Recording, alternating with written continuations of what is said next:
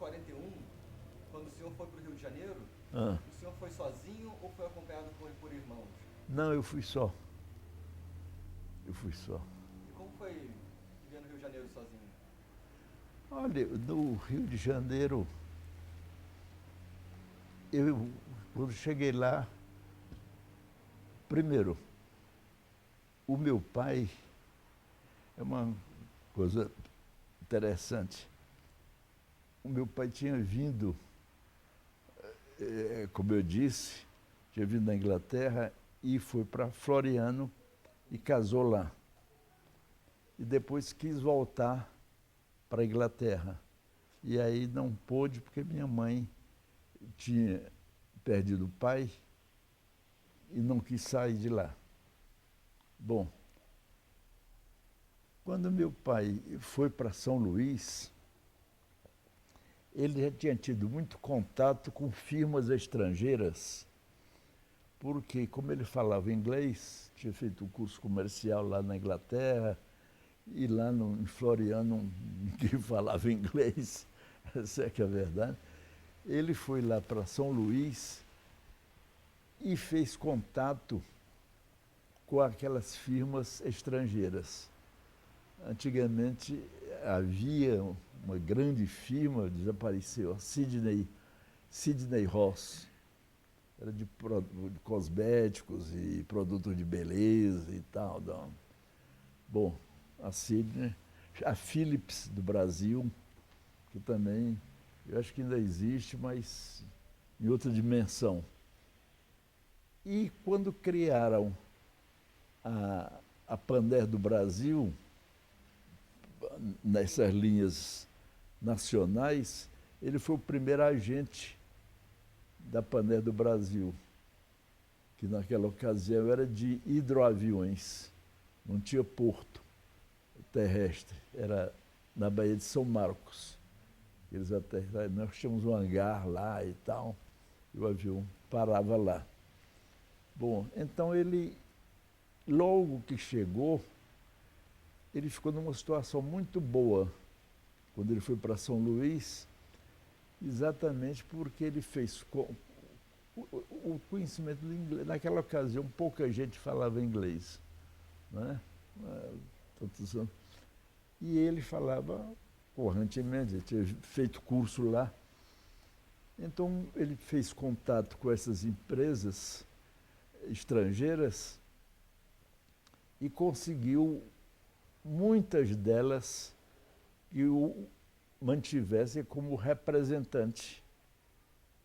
E então tivemos uma mocidade muito boa, embora 7 filhos, mas graças a Deus eu não me lembro de nenhuma necessidade. Há pessoas que fazem muito alarde das dificuldades que houve, porque passaram na infância, na juventude, as lutas.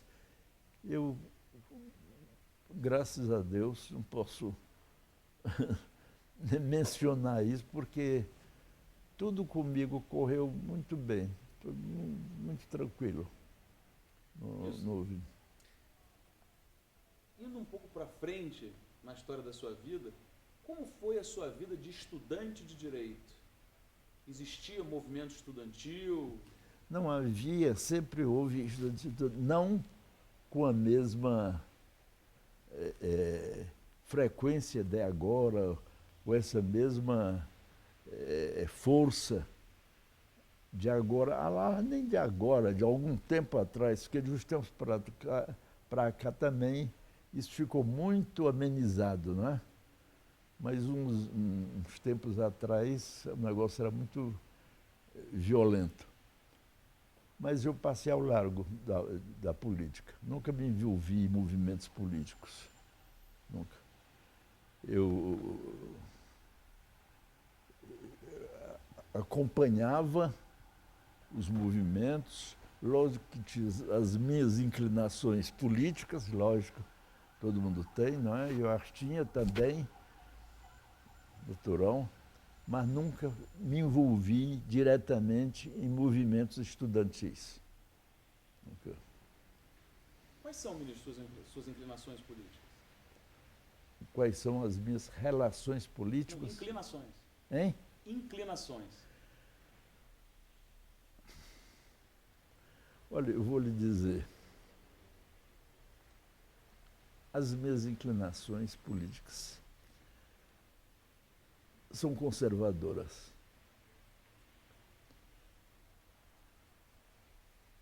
Eu acho que as coisas vêm e deve haver movimentos e movimentos contínuos no sentido de que haja as modificações. O mundo todo, isso com extremismos de um lado ou extremismos de outro, mas sempre, digamos, há uma linha central mais conservadora. Bom, a gente vê os radicalismos islâmicos ou os radicalismos ditatoriais que ainda permanecem no Oriente. Eu, lógico, que tenho acompanhado os movimentos políticos e me inclino por eles, por determinada linha. Acho que o progresso, o desenvolvimento vem e nós devemos lutar para que ele se apresse.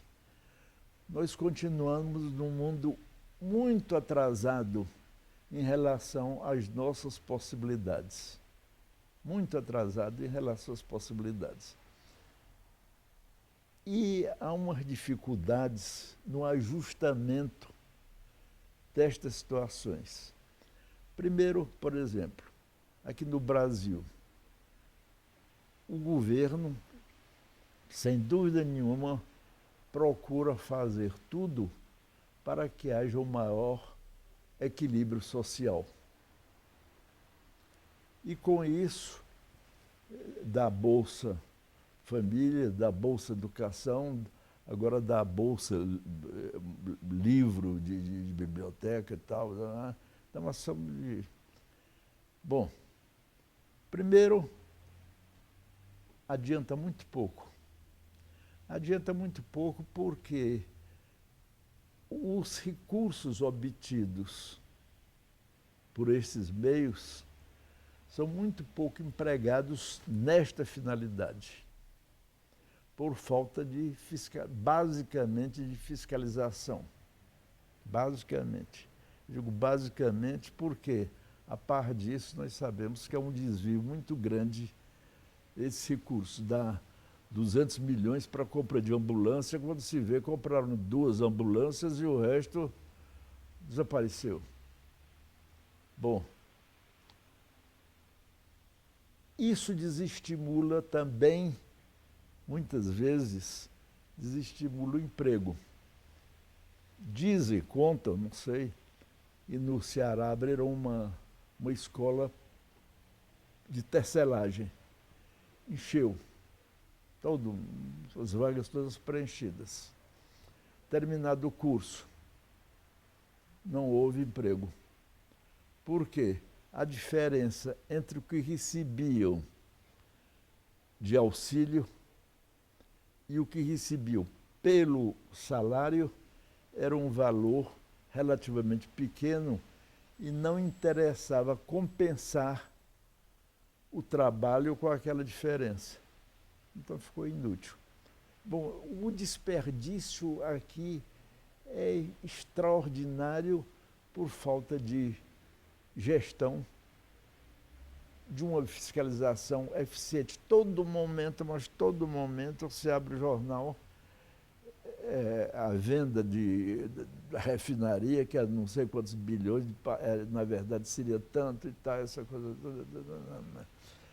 Então, o propósito do governo é o melhor possível. Melhor possível. O alcance desses objetivos é que, a meu ver, fica muito aquém. E as dificuldades são enormes, porque aquilo está sobre a gerência de pessoas.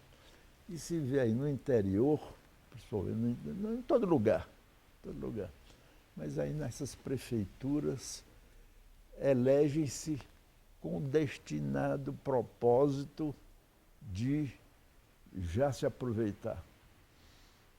Isso é. Uns aparecem logo, outros aparecem tempos depois, quando a verificação. Então, eu acredito, dentro desse tema, que nós consigamos melhorar.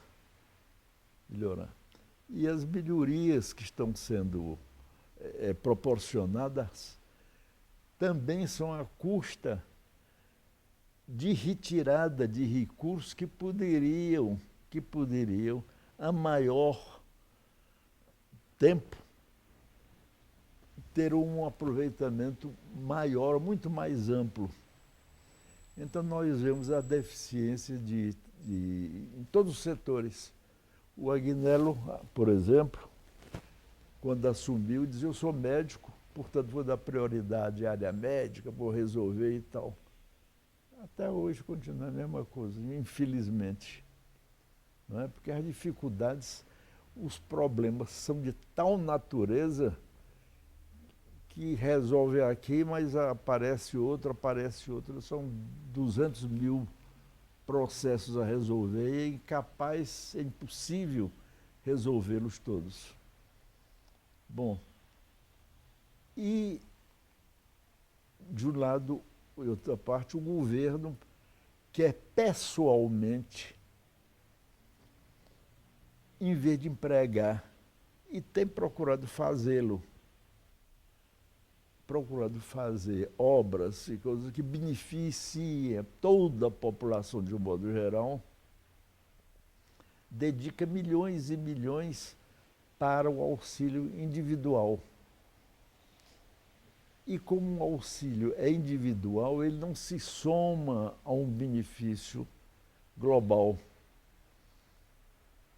Então continua no lugarejo tal, assim, em vez de o município receber aquele dinheiro e fazer construções hidráulicas, por exemplo, para proporcionar água eficiente, ou serviços de esgotos e tal, dá diretamente para a família.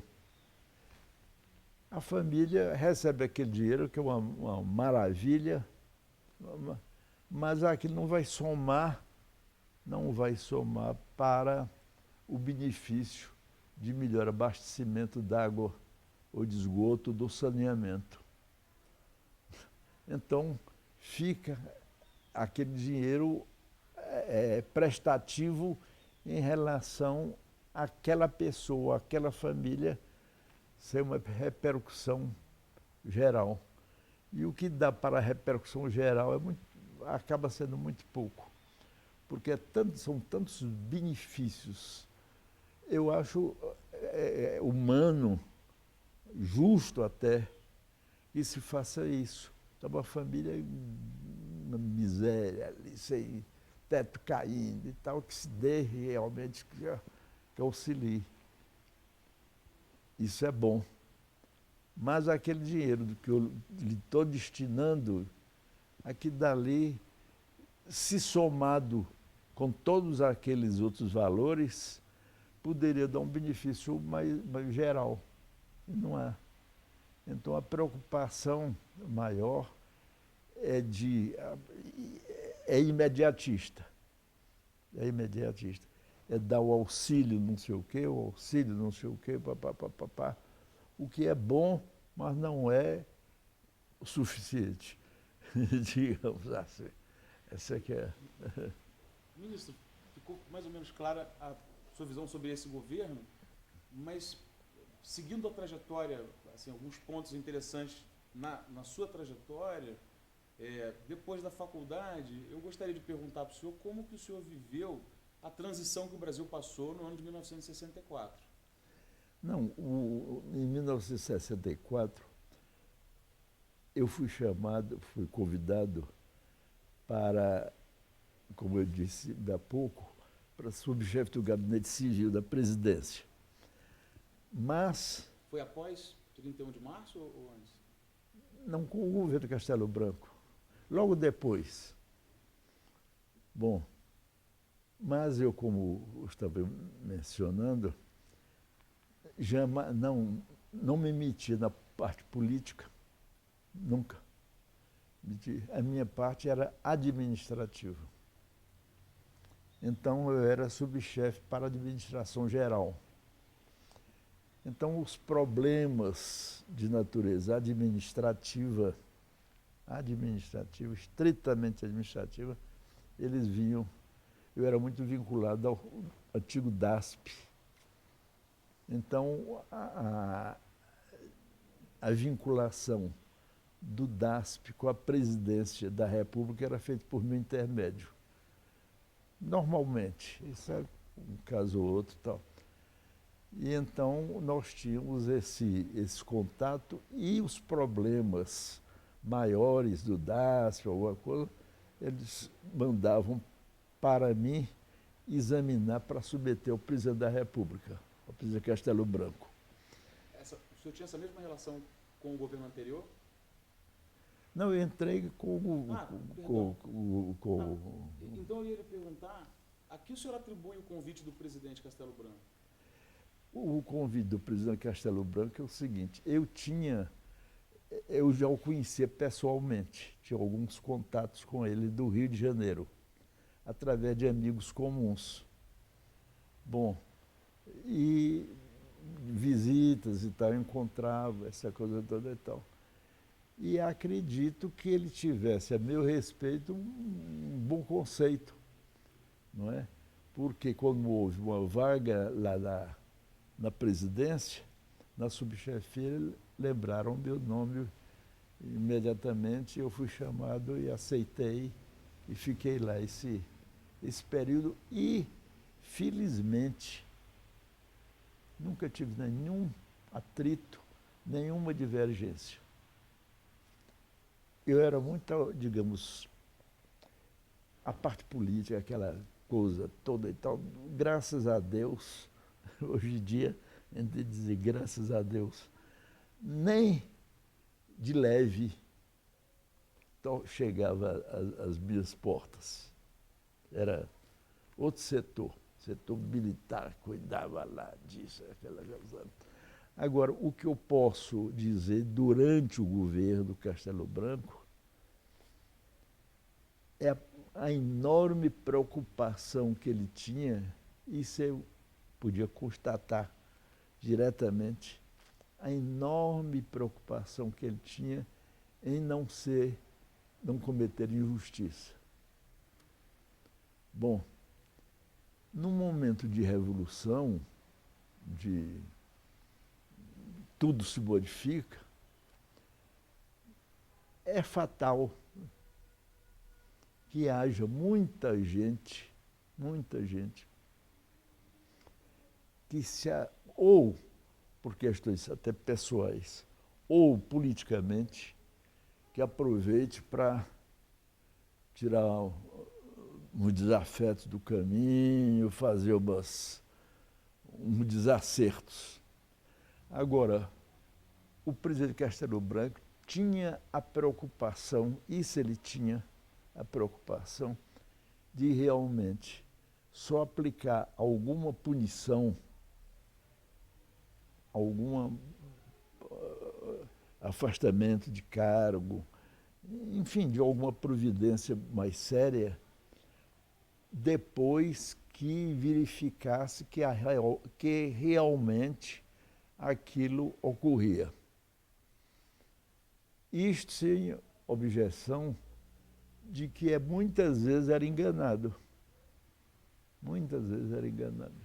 Mas acontece. Num mundo desse, acontece de tudo, não é? Você comentou que começou a trabalhar no DASP ainda concursado durante a faculdade. Quando eu estava no DASP, eu estava ainda na faculdade. Então, o senhor estudou e trabalhou. As duas. E conheceu conheceu a esposa na faculdade também. Também. Ela já era formada em pedagogia pela Faculdade de Filosofia. Aí depois, estava já no DASP, concursada, ela aí fez Direito. Mas ela já tinha o curso de Pedagogia pela Faculdade de Filosofia. E ela comentou um pouco antes da entrevista sobre um caso da sua avaliação psicológica. Não era esse assunto? Não, o que ocorreu foi o seguinte. Eu estou com essa audição meio ruinzinha.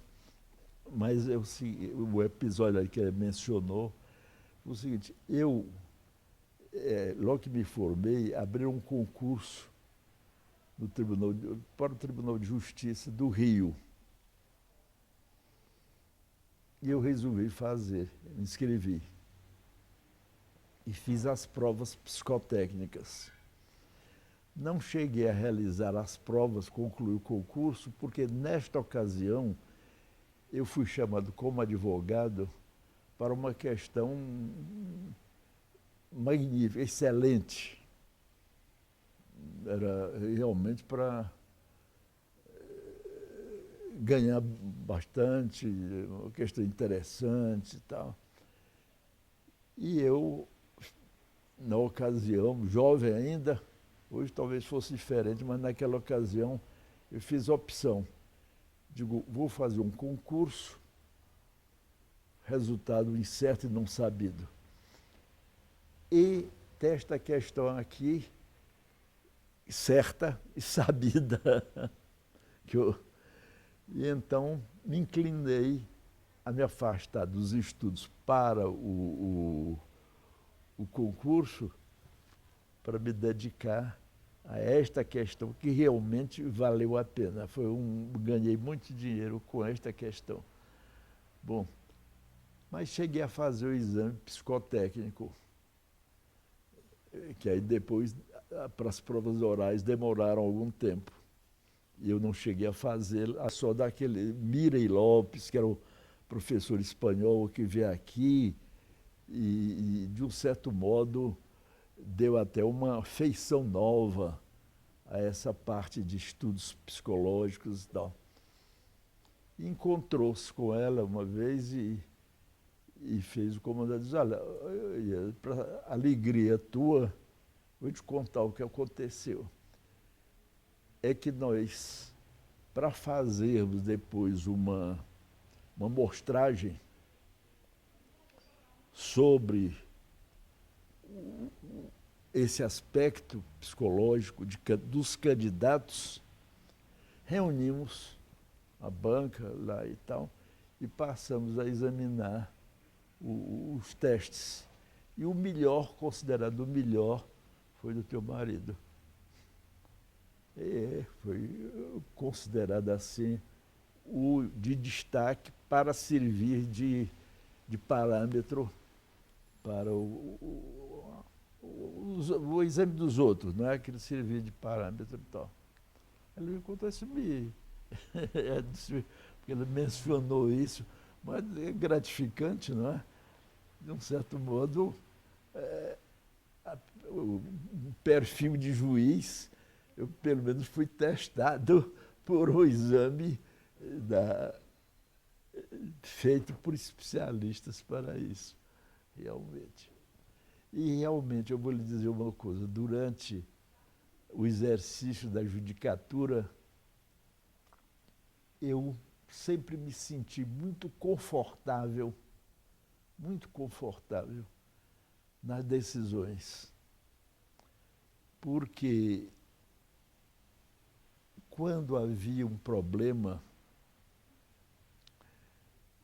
que eu achava difícil de resolver e tal, eu simplesmente deixava de lado, passava adiante, depois voltava aquele. E é engraçado, aquilo que às vezes parecia de uma dificuldade enorme para resolver, passados uns tempos, quando voltava a estudar, ele aparecia simples. Eu disse, peraí, mas qual era a dúvida? É porque talvez nesta primeira leitura me tivesse passado algum aspecto importante que não tivesse percebido, não é? Nesta segunda detectei e tal. E sempre me senti muito de consciência absolutamente tranquila em não julgar nada que não fosse estritamente de acordo com a minha consciência. Eu vou contar esse episódio. Não sei se vocês são todos crianças. Não sei se chegaram. No tempo do Juscelino, havia um amigo dele que era o presidente do IBGE. O Jurandir Pires Ferreira, o primeiro presidente do IBGE.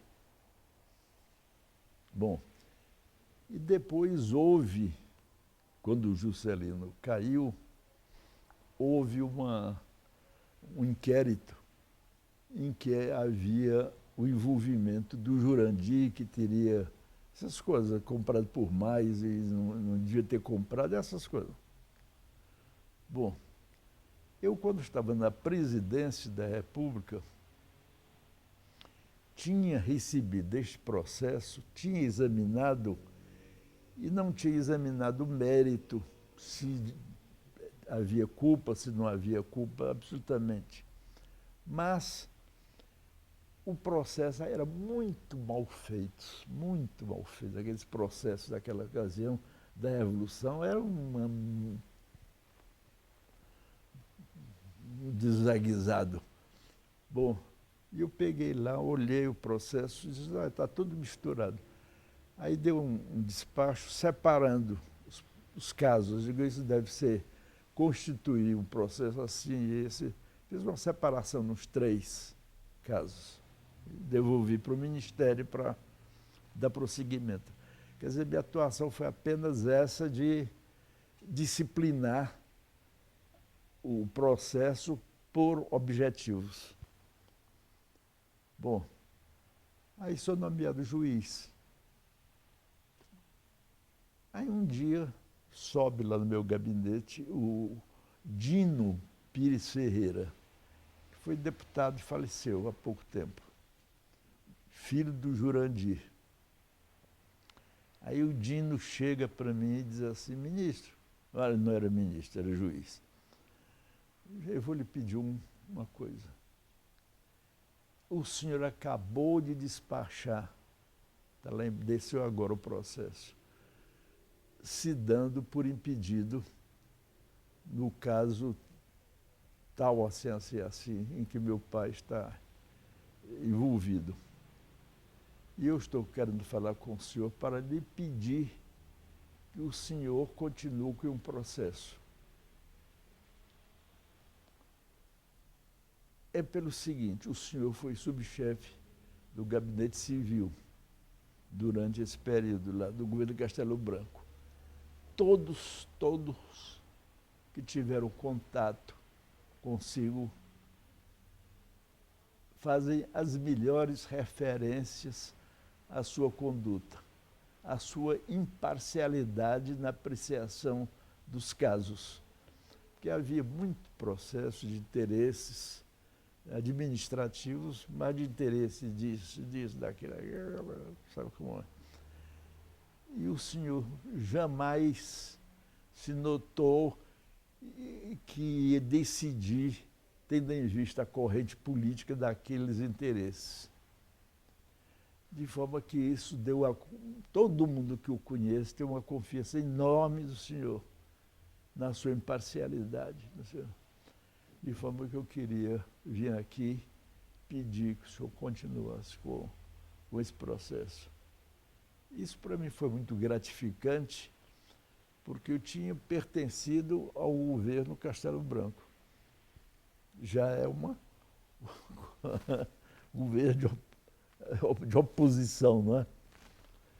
e vi o filho dele pedir que eu continuasse com o processo. Eu digo, bom, então isso, eu estou mencionando esse fato vaidosamente, mas para mostrar que realmente a minha conduta, graças a Deus, como juiz, sempre foi equilibrada. Ministro, o senhor nunca sofreu restrição? Então o senhor está dizendo que o senhor nunca sofreu Nunca. restrição ou constrangimento por ser de alguma forma ligado a governos militares? Nunca. Isso aqui é interessante, porque lá no Rio de Janeiro, de maior ou menor monta, havia casos que interessavam o governo, políticos e tal, essa coisa toda. E podia ter havido, então, né, pedidos para, como não houve no Tribunal Federal de Recursos, com maior razão, porque já é em segunda instância. Diz, olha, examina isso com mais atenção e tal. Isso dá pelo menos uma indicação de interesse do governo em relação à solução daquele caso. Nunca houve. Uma vez, era juiz, viu um pedido da CGI, se não me engano era CGI, pedindo informações sobre um funcionário. Punha-se uma aura de suspeição sobre a atitude de um funcionário. Então pedi informações sobre aquilo. Eu li aquilo. Eu digo, o que tem CGI com funcionário meu da Justiça? Nenhum.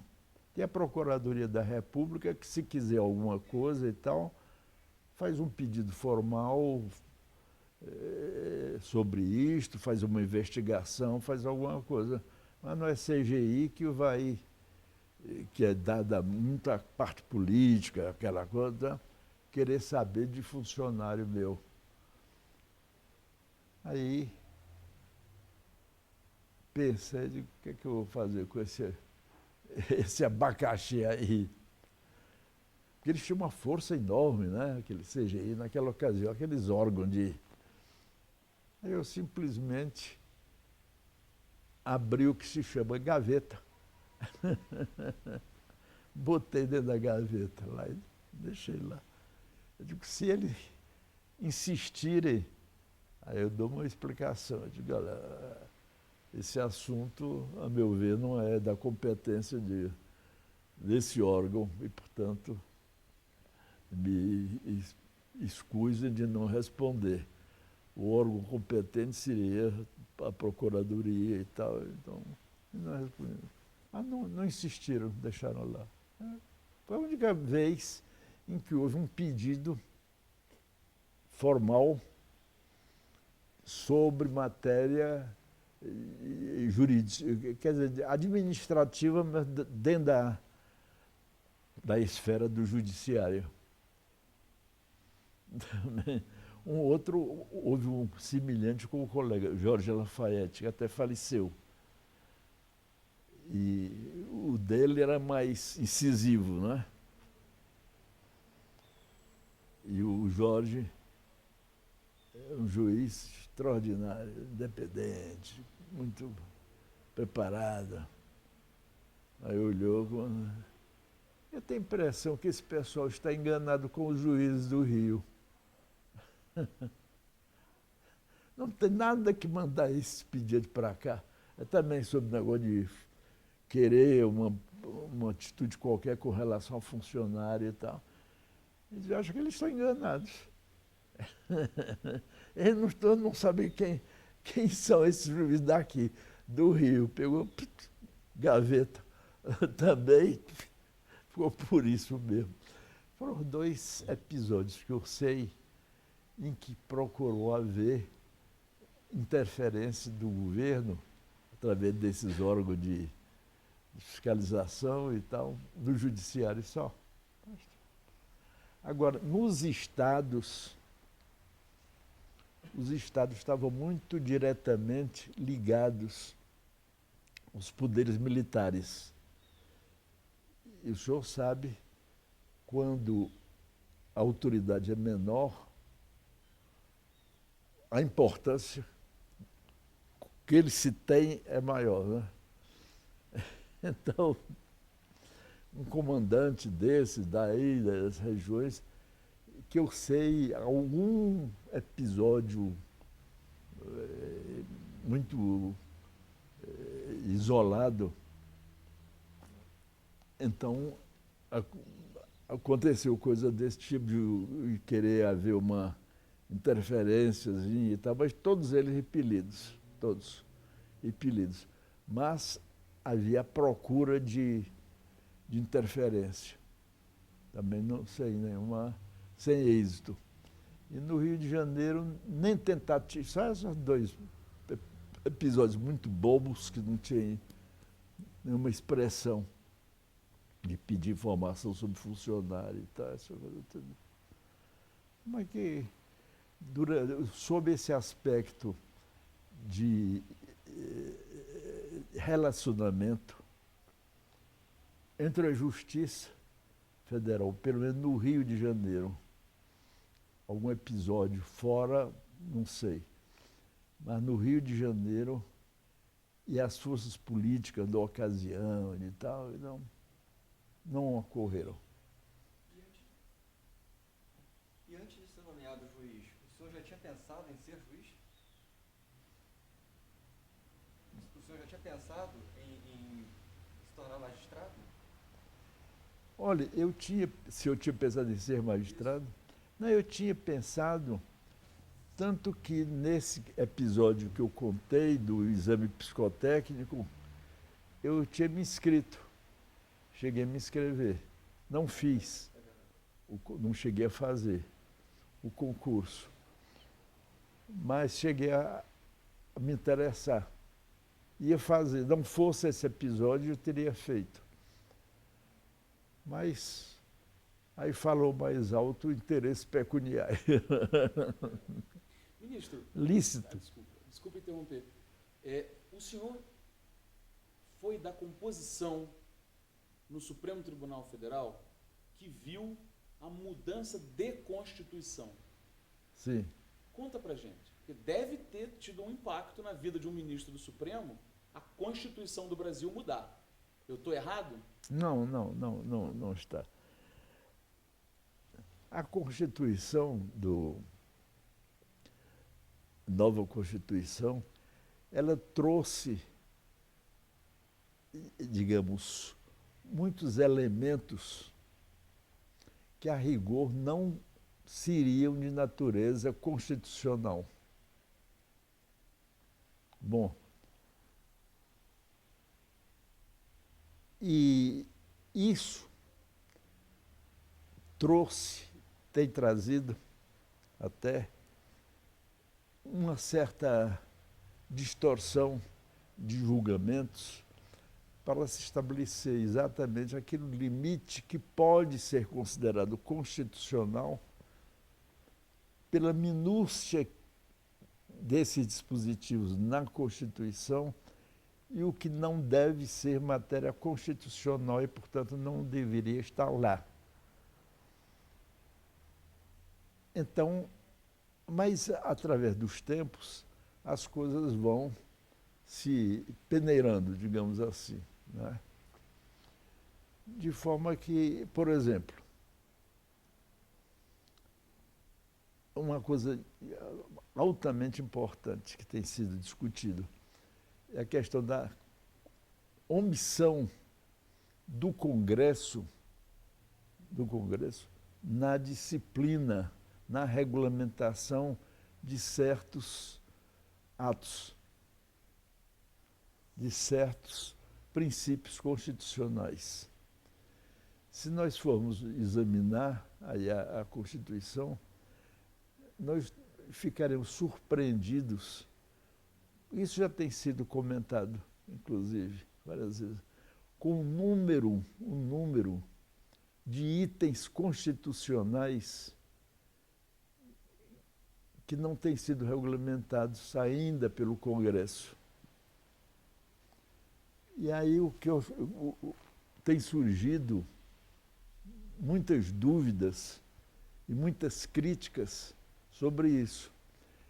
É que o judiciário está se intrometendo na esfera do legislativo. É uma crítica. Está se intrometendo. Por quê? Agora, por que está se intrometendo? Porque não disciplinam. A matéria está na Constituição. Devia ser regulamentada pelo Congresso e não regulamentam. Então, aí vem o fato que deve ser decidido. Então, o silêncio, antigamente, ainda no meu tempo, inclusive, havia uma omissão do Supremo. O Supremo dizia, isso é matéria que realmente estranha ao judiciário e nós não podemos interferir. Por exemplo, ministro, quais matérias os senhores consideravam estranhas ao judiciário? Deixa eu ver assim se...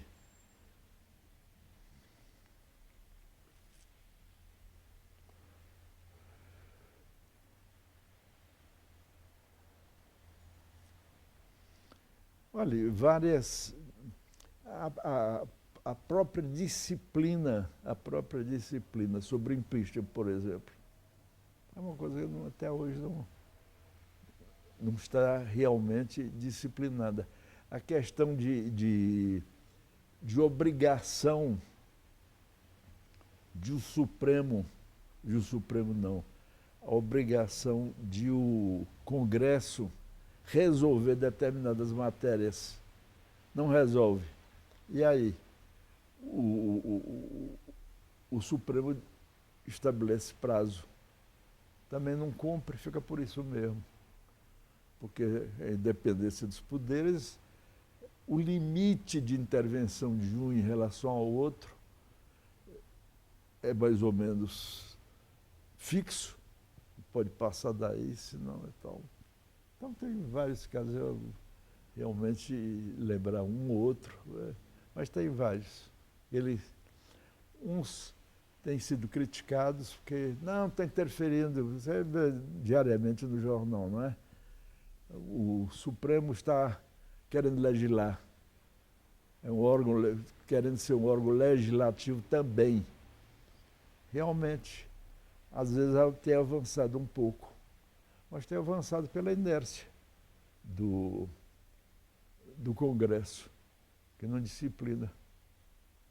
E o negócio pode ir sendo adiado pelos interesses políticos em jogo, há muita discordância entre eles, e como não há um consenso, vão afastando. Vamos deixar para depois, vão parando. E a mudança da Constituição chegou a ser discutida dentro do Supremo, pelos ministros do Supremo? Como é? A mudança da Constituição chegou a ser discutida entre os ministros do Supremo? A mudança? Isso. Não, a mudança sim. E inúmeras vezes, porque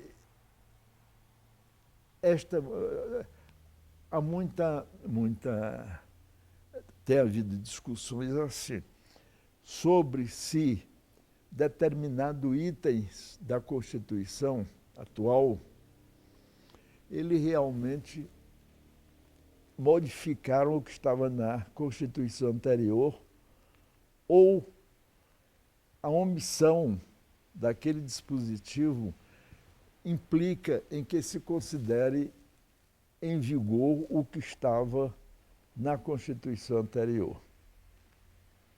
Agora, recentemente, Aconteceu um fato exatamente sobre isso.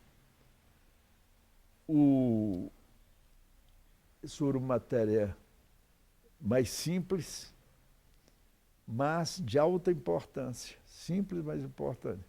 Foi nesse julgamento agora do chamado mensalão. A Constituição anterior previa expressamente, entre os recursos cabíveis, os chamados embargos infringentes. Quando houvesse divergência de votos, são 12, 4, num sentido, cabia os embargos de divergência. Então iria para o plenário para uma renovação daquele julgamento para saber qual o entendimento que deveria prevalecer. Era uma outra oportunidade de rever aquela decisão. Bom, a Constituição nova omitiu esse dispositivo, essa possibilidade dos recursos dos embargos infringentes, omitiu. O regulamento do Supremo, o regimento do Supremo, dispõe que há a possibilidade dos embargos nesta hipótese, dos 4 votos. Bom, e agora houve exatamente essa grande discussão de um grupo achando que não cabia os embargos de divergência, porque a Constituição não se referia a eles e, se não se referia, estava desaparecido do mundo jurídico constitucional. E o outro grupo achou que, não tendo sido revogado o regimento, neste particular, prevalecia. Embora a Constituição não mencionasse, mas que não tinha havido uma revogação expressa e, portanto, prevaleceu o que estava no regimento. E aí houve uma discussão em torno e acabou prevalecendo no sentido de que poderia haver os embargos infringentes nesta hipótese. Essa, por exemplo, é um caso recente e que se ajusta exatamente à sua pergunta. Agora, na Constituição, há muitos dispositivos que são de natureza apenas programática e sem nenhuma necessidade, porque são óbvias, mas incluem, para dar força àquele princípio, mas não adianta nada. Não adianta nada por outras circunstâncias. Por exemplo, incluíram na Constituição uma emenda constitucional, se eu não me engano, foi no artigo 5º, inciso 34, assim, foi o último, dizendo que as questões deverão ter duração razoável. Isso porque as questões aí estão demorando 20 anos, 15 anos. Ações judiciais. Ações judiciais. Ações judiciais. Estão demorando 15 anos, 20 anos. Bom, então puseram aquilo como uma recomendação programática. Mas isto está lá na Constituição e, portanto, deveria ser atendido, mas não é atendido. Por quê? Impossibilidade material. O número de feitos é enorme ignoram o dia. Ontem ou anteontem saiu no jornal a estatística dizendo que 200 não sei quantos mil processos, um terço havia sido julgados. Um terço. Quer dizer, estava 100 e tantos mil processos esperando julgamento. Então, isso está na Constituição, é uma verdade, é uma recomendação constitucional e não adianta absolutamente nada. Por quê? Se não estivesse na Constituição, o princípio valeria. Por que valeria? Porque parece óbvio que um processo judicial deve ter uma duração razoável. Então, colocá-lo isso como princípio constitucional não significa nada. E há muitos dispositivos na Constituição e também não deveriam estar na Constituição, muitos deles. E aí o que acontece? Vem a discussão sobre o limite que deve ter aquele dispositivo por estar na Constituição e o que não deveria estar na Constituição e, portanto, não deveria ser atendido porque está fora da Constituição, é uma excrescência.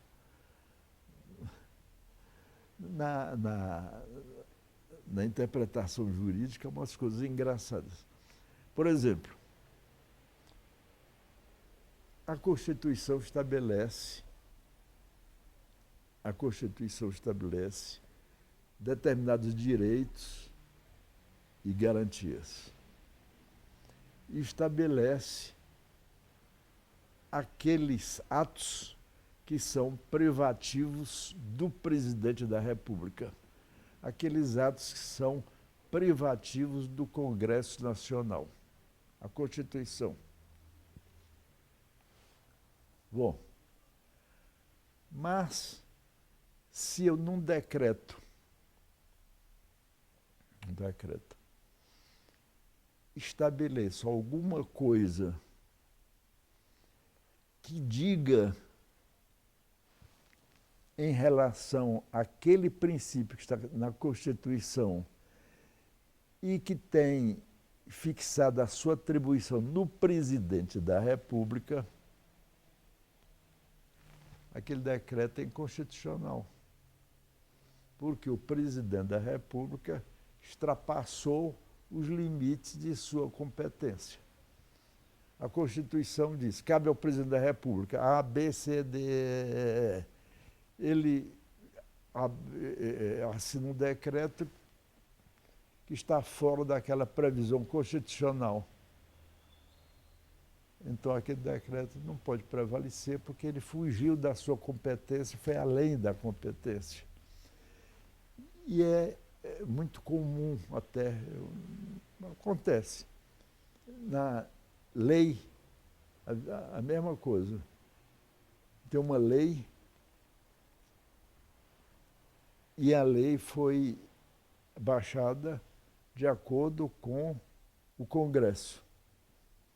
Apenas aquele ato não é da competência do Congresso. Aquele é um ato de natureza regulamentar. E sendo de natureza apenas regulamentar, a competência é do presidente da República. Então, quando o presidente, e isso não é raro, quando o presidente assina um decreto, e esse decreto vai além daquilo que é permitido por lei, aquele decreto é inconstitucional. Se quiser dizer que não querer dizer que é inconstitucional, dizer que é ilegal. O decreto é ilegal. Não está na lei e a competência é do presidente da República. Então, tem uma série de